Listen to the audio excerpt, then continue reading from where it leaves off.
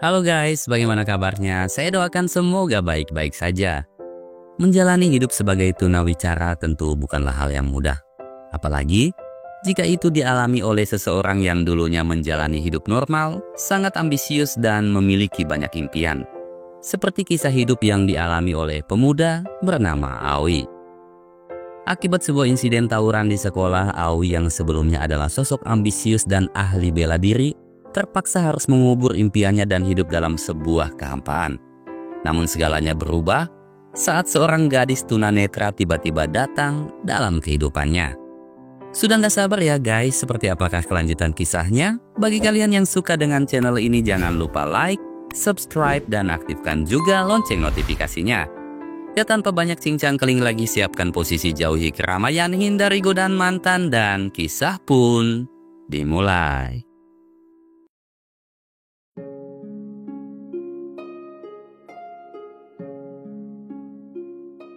Di suatu pagi saat Aoi sedang mengecat papan nama di salah satu kampus, tanpa sengaja Aoi melihat seorang gadis yang menaiki atap gedung dengan langkah tertatih-tatih. Aoi pun terus menatapnya penuh curiga, hingga tiba-tiba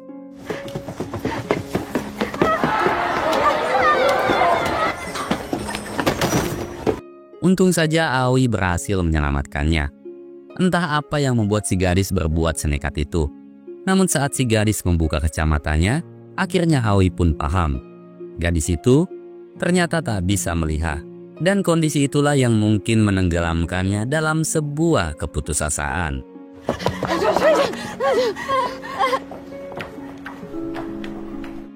Gadis itu pun akhirnya dibawa pulang oleh ibu dan juga bibinya.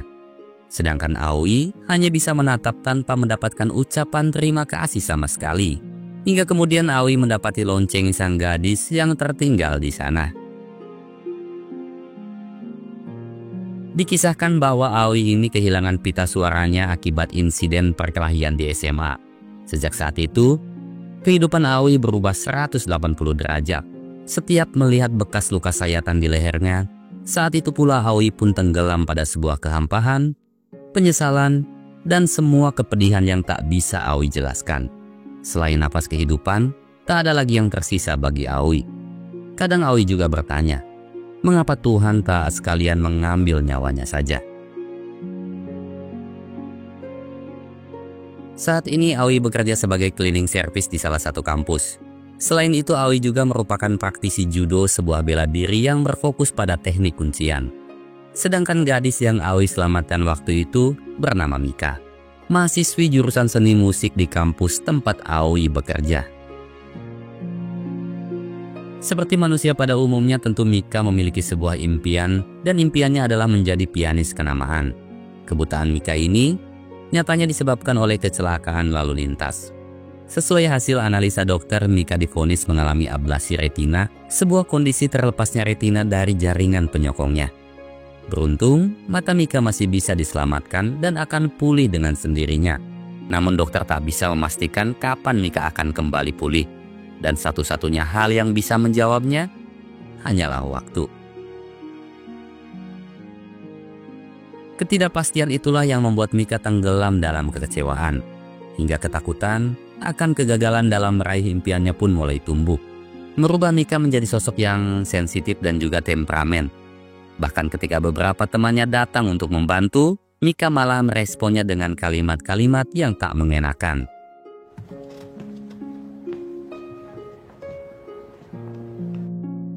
Di suatu pagi, Aoi diminta Jajang yang merupakan seniornya untuk membersihkan halaman kelas piano.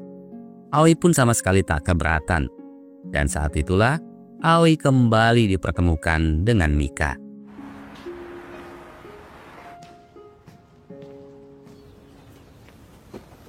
Mika kemudian masuk dan mulai memainkan piano. Sedangkan Aoi hanya bisa memandanginya di balik pintu. Seiring dengan kekaguman Aoi akan Mika, jari jemari Mika pun terus melantunkan alunan nada-nada kesedihan. Seakan Mika mencoba menjelaskan pada dunia tentang semua kekecewaan di hatinya. Namun tiba-tiba, kenangan insiden kecelakaan pun kembali menghantui Mika. Dengan langkah gontai dan juga tetesan air mata, Mika pun bergegas melangkahkan kakinya keluar gedung. Namun, ia terjatuh setelah tersandung tumpukan kursi yang ada di sana. Dan saat itulah Aoi pun kembali menolongnya. いつから行ったの?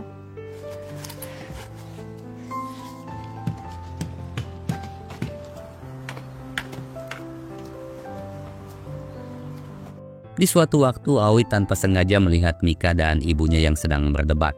Sang ibu hanya ingin Mika fokus pada kesembuhan dan menunda kuliahnya terlebih dahulu.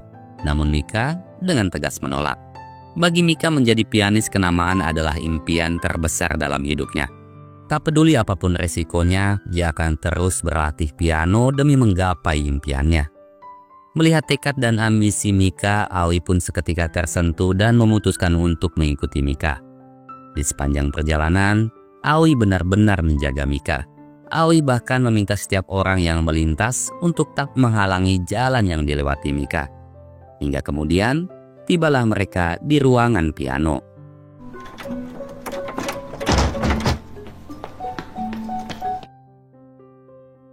Menyadari jika pintu ruangannya terkunci, Aoi bergegas mengambil kunci gudang dan membuka ruangan itu. Saat Mika hendak pergi, Aoi pun membunyikan lonceng untuk memanggilnya.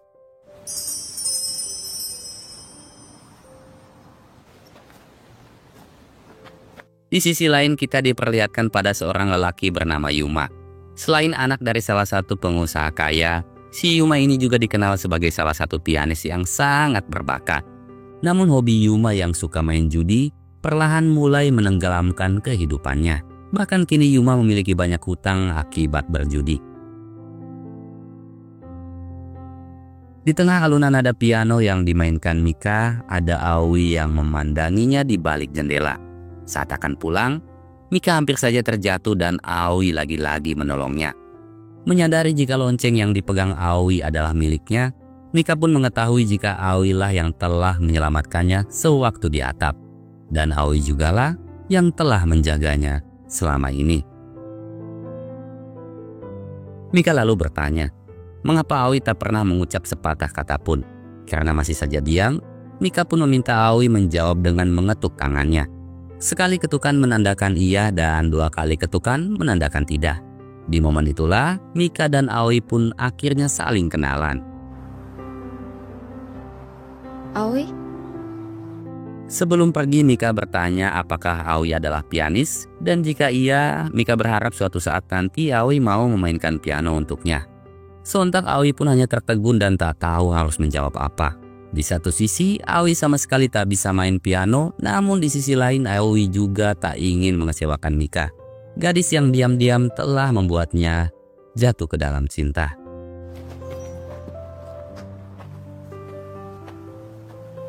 Meski memiliki keteguhan hati dan juga tekad yang sangat kuat, namun dengan kondisinya saat ini tentu sulit bagi Mika menjalani kehidupannya sendirian. Berulang kali Mika kehilangan arah dan tujuan. Namun setiap Mika dilanda keputusasaan, saat itu pula ada Aoi yang selalu menuntunnya pulang.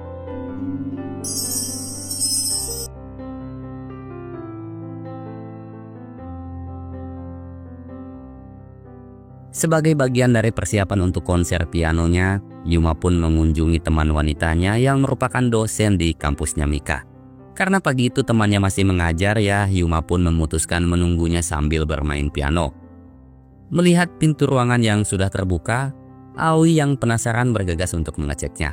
Betapa takjubnya Aoi ketika melihat permainan piano Yuma yang begitu memukau.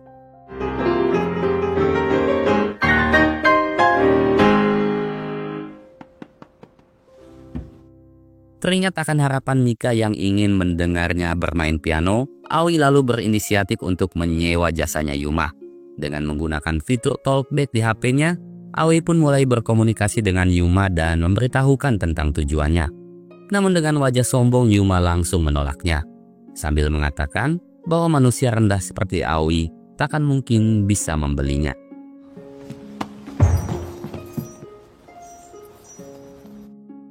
Seperti biasa, malamnya Yuma kembali bermain judi di sebuah kasino ilegal. Namun bukannya untung, malah buntung. Itulah kalimat yang tepat untuk disematkan kepada Yuma. Kekalahan demi kekalahan terus menimpa Yuma. Hutangnya pun semakin menumpuk dan bos kasino mulai memanggil dan mengancam Yuma untuk segera melunasi semua hutang-hutangnya. Jika tidak, maka ia tak akan segan-segan menghabisi Yuma. Saat akan pulang, Yuma dikagetkan dengan kemunculan Aoi yang ternyata telah diam-diam mengikutinya sedari tadi. Aoi pun kembali memohon agar Yuma mau menerima tawarannya. Bahkan kali ini, Aoi bersedia membayarnya sebesar 50.000 yen. Karena sedang terlilit banyak hutang, Yuma pun akhirnya menerima tawaran Aoi. Sesuai dengan janjinya, Yuma pun datang di waktu yang telah ditentukan. Sebelum memberikan bayaran, Aoi kembali mengingatkan Yuma untuk tak bicara di hadapan Mika dan hanya menggunakan lonceng sebagai isyaratnya. Setelah itu, Yuma pun mulai menjalankan tugasnya.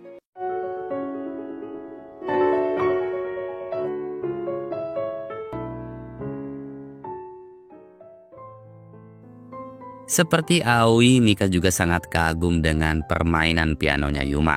Sehingga Mika memohon agar minggu depan Aoi mau memainkannya lagi. Tanpa pikir panjang, Aoi pun langsung menyanggupinya. Meski bayaran Yuma sangatlah mahal, Aoi tak peduli. Karena baginya, impian dan tujuan hidupnya saat ini hanyalah Mika. Demi bisa mewujudkan keinginan Mika, Aoi mendatangi sahabatnya yang bernama Keisuke. Kebetulan si Keisuke ini bekerja di sebuah bengkel mobil. Jadi, Aoi meminta bantuan Keisuke untuk membujuk bosnya agar mau menerimanya sebagai pegawai di sana. Awalnya Keisuke tak tega dan sempat melarang Aoi. Keisuke juga bertanya, untuk apa Aoi melakukan semua itu? Jika Aoi memang butuh uang, sebagai sahabat Keisuke tentu akan berusaha untuk membantunya.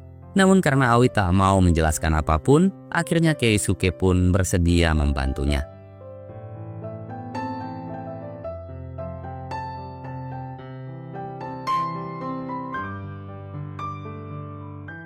Siang dan malam Aoi terus bekerja tanpa henti. Tubuhnya memang terasa lelah. Namun setiap melihat senyuman di wajah Mika, rasa lelah itu pun hilang seketika. Seperti pepatah mengatakan tak kenal maka tak sayang, hal itu jugalah yang kini dirasakan Yuma.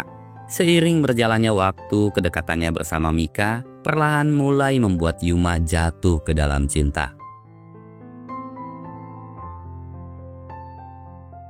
Melihat betapa serasinya Yuma dan Mika terkadang menenggelamkan Aoi pada sebuah kecemburuan. Sakit tentu saja sakit. Namun Aoi sadar jika dirinya hanyalah pria miskin yang tak punya apa-apa. Tak sebanding dengan Yuma dan Mika yang berasal dari keluarga kaya. Khawatir dengan kondisi Aoi yang siang dan malam bekerja tanpa henti, Keisuke pun berinisiatif untuk mengeceknya ke kampus. Setiba di sana, Keisuke melihat Aoi yang sedang memberikan sejumlah uang pada Yuma. Keisuke yang menduga jika Yuma sedang memeras Aoi, akhirnya memutuskan untuk mengikuti Yuma hingga menuju kasino.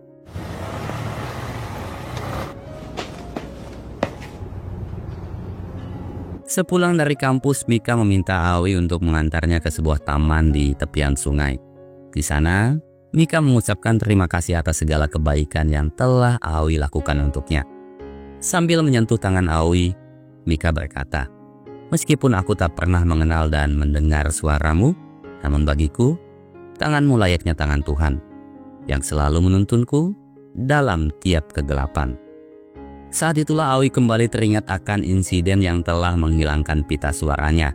Sewaktu SMA, Aoi dan Keisuke sempat terlibat perkelahian dengan sekelompok preman. Salah satu preman kemudian mengeluarkan sebilah pisau untuk menikam Keisuke. Aoi yang melihatnya lalu bergegas menyelamatkan Keisuke.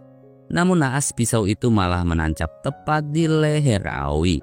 Diselimuti amarah yang memuncak, Aoi perlahan bangkit dan menghabisi preman tersebut. Sejak insiden itulah, Aoi pun tenggelam dalam rasa penyesalan yang sangat-sangat dalam.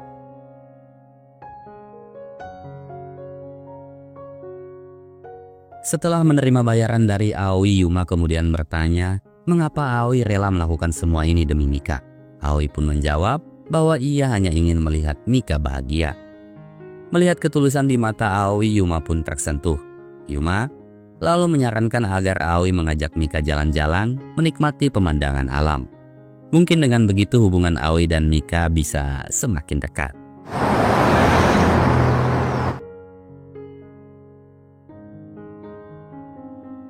Yuma pun akhirnya membawa Aoi dan Mika jalan-jalan di tepian pantai. Di hadapan Mika, Yuma mengaku sebagai temannya Aoi. Meski tak bisa melihat, namun desiran ombak yang menyapa, hembusan angin yang membelai kulit, dan kicauan burung yang saling menyahut sudah cukup membuat Mika bisa merasakan bahagia. Apalagi ada sosok Aoi, sang malaikat pelindung yang selalu setia menjaganya.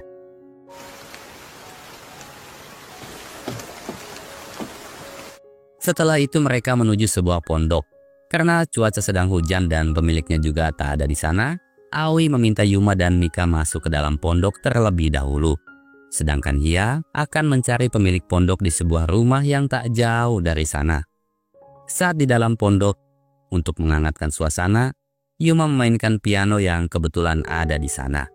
Mendengar alunan piano Yuma, Mika pun akhirnya mengetahui jika Yuma lah yang selama ini telah memainkan piano untuknya. Meski tak bisa melihat, namun sebenarnya sedari awal Mika telah merasakan adanya perbedaan sikap antara sosok Aoi dan orang yang telah memainkan piano untuknya. Terutama dari cara mereka membunyikan lonceng. Alunan tangan Aoi nampak begitu lembut menggambarkan ketulusan hatinya. Karena tak ingin membuat Aoi kecewa, Mika juga memohon pada Yuma untuk tetap merahasiakannya. Di momen itu Yuma tiba-tiba mengungkapkan perasaan cintanya pada Mika. Yuma bahkan mengungkapkan bahwa Aoi bukanlah lelaki seperti yang Mika bayangkan. Aoi hanyalah seorang cleaning service miskin yang tak sebanding dengan gadis secantik Mika. Namun tak peduli apapun pandangan Yuma terhadap Aoi, bagi Mika Aoi tetaplah lelaki paling berharga dalam hidupnya. Mendengar pengakuan Mika, Yuma yang kesal pun langsung mencium Mika tepat di saat kemunculan Aoi. Aoi-san?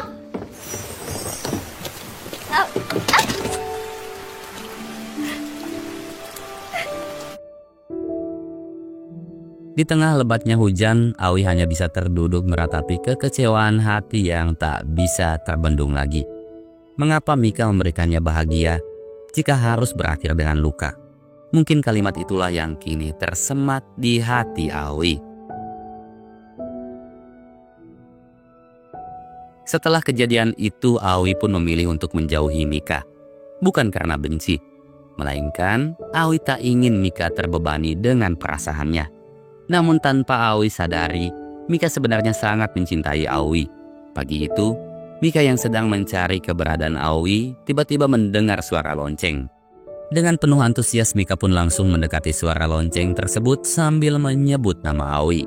Namun setelah menyentuhnya, Mika sadar bahwa pria itu adalah Yuma. Tujuan kedatangan Yuma hanyalah ingin meminta maaf atas kelancangannya saat di pondok. Yuma juga menyadari bahwa Aoi memanglah pantas memiliki Mika. Namun di tengah perbincangan, sekelompok gangster tiba-tiba datang menculik Yuma beserta Mika. Ternyata semua itu adalah rencananya Keisuke. Jadi saat si Keisuke mengetahui bahwa Yuma terlibat hutang judi dengan kelompok gangster, ia pun berinisiatif menyewa gangster tersebut untuk menghajar Yuma. Ya tentunya demi membalaskan dendamnya Aoi. Karena selama ini, Keisuke menyangka jika Yuma lah yang telah memeras Aoi. Dengan polosnya Keisuke memberitahukan hal itu pada Aoi. Sontak Aoi pun marah. Ingin sekali Aoi menjelaskan bahwa Keisuke telah salah paham. Namun karena Mika juga ikut diculik, Aoi pun memutuskan untuk mencari keberadaan gangster tersebut. Saat hendak menuju pintu gerbang kampus, Aoi tiba-tiba diberhentikan oleh petugas polisi yang sedang mencari keberadaan Mika. Mengetahui jika Aoi tak bersalah, apalagi di masa lalu Aoi juga memiliki catatan kriminal, Ujang pun sengaja mengalihkan perhatian hingga akhirnya Aoi pun bisa lolos.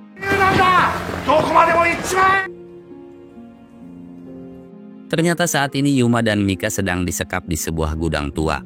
Di tengah kondisi Yuma yang sudah tak berdaya, Yuma berulang kali menjelaskan bahwa Mika sama sekali tak ada kaitan dengannya. Untuk itu Yuma memohon agar Mika bisa dibebaskan. Namun bukannya dikabulkan, si ketua gangster malah semakin emosi. Bahkan ia juga tega menusuk tangan Yuma dengan besi agar Yuma tak bisa lagi bermain piano. Dan saat itulah Aoi pun tiba-tiba datang.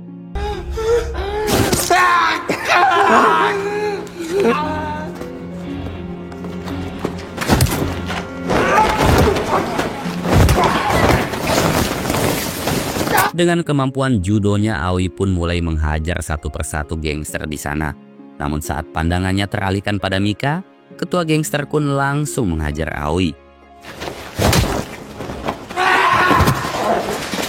Meski dengan kondisi lemah, Yuma berusaha sekuat tenaga untuk membantu Aoi. Menyadari jika Yuma dan Aoi sedang dalam bahaya, Mika tentunya tak tinggal diam.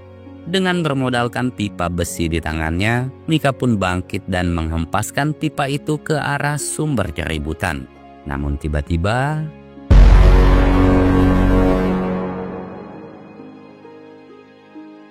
naasnya pipa itu malah mengenai Yuma.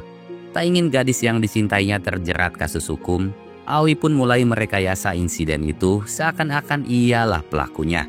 Diawali dengan menghapus sidik jari Mika yang ada di pipa. Setelah itu, Aoi mengarahkan pipa ke tubuh Yuma yang sedang tergeletak tak berdaya.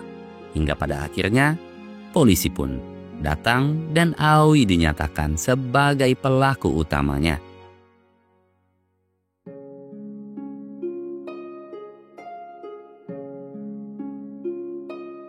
Yuma bergegas dilarikan ke rumah sakit dan saat ini sedang menjalani perawatan intensif. Sedangkan di sisi lain, setelah melakukan rekonstruksi kejadian, polisi pun menanyakan tentang alasan Aoi melakukan semua ini. Supaya pengakuannya bisa dipercaya, Aoi pun berdalih bahwa hal itu disebabkan karena kebenciannya terhadap Yuma yang sangat kaya, tampan, dan juga memiliki segalanya. Tentu Mika sama sekali tak mengetahui apa yang sebenarnya terjadi. Namun saat mendapat info tentang Yuma yang terluka akibat pukulan benda tumpul, Mika pun akhirnya sadar jika orang yang telah ia pukul sebenarnya Yuma. Saat itu juga Mika bergegas menjenguk Aoi di lapas. Dengan linangan air mata, Mika memohon agar Aoi mau memberitahukan fakta yang sesungguhnya. Fakta di mana ialah yang telah melukai Yuma. Mika juga bertanya, mengapa Aoi tega menghancurkan masa depan hanya demi gadis buta sepertinya. Namun sekuat apapun Mika memohon, Aoi tetap diam dan memilih kembali masuk ke dalam selnya.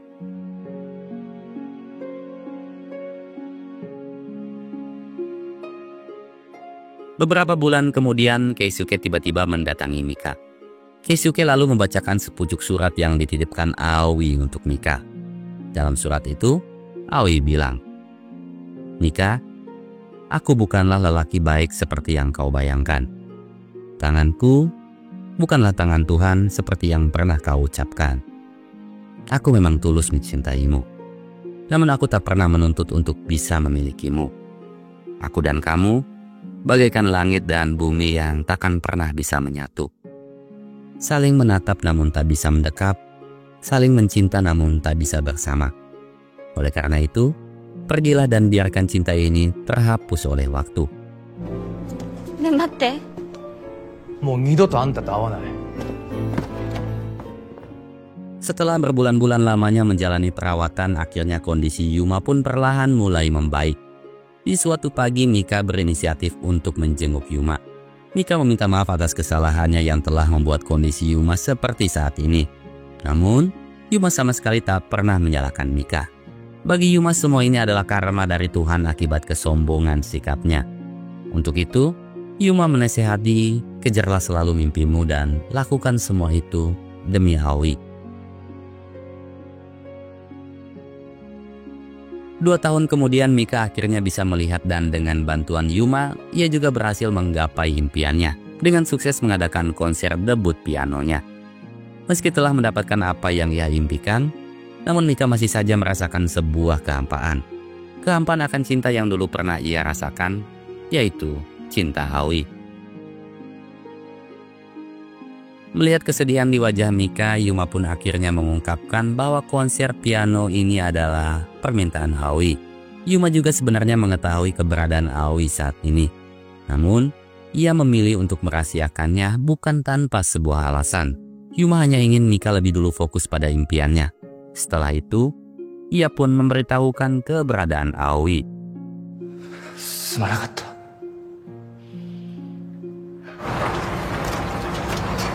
Mika lalu bergegas menuju pelabuhan, tepat di mana Aoi bekerja saat ini. Namun saat Mika menanyakan Aoi pada setiap pegawai yang ia temui, anehnya tak ada satupun yang mengenali Aoi. Selama ini Aoi ternyata telah mengganti nama panggilannya. Meski para pegawai telah mencegah, namun Mika tak peduli dan terus memanggil-manggil nama Aoi. Dan tak disangka, Aoi sedang bersembunyi di balik kerumunan pegawai sambil memandangi Mika. Anta. Karena tak kunjung menemukan Aoi, Mika pun akhirnya memutuskan untuk pergi. Namun saat itulah, Mika tiba-tiba mendengar suara lonceng miliknya yang tak sengaja dijatuhkan Aoi. Mika akhirnya kembali untuk mencari lonceng itu. Tanpa memperhatikan, sebuah truk yang sedang melaju kencang tepat ke arahnya.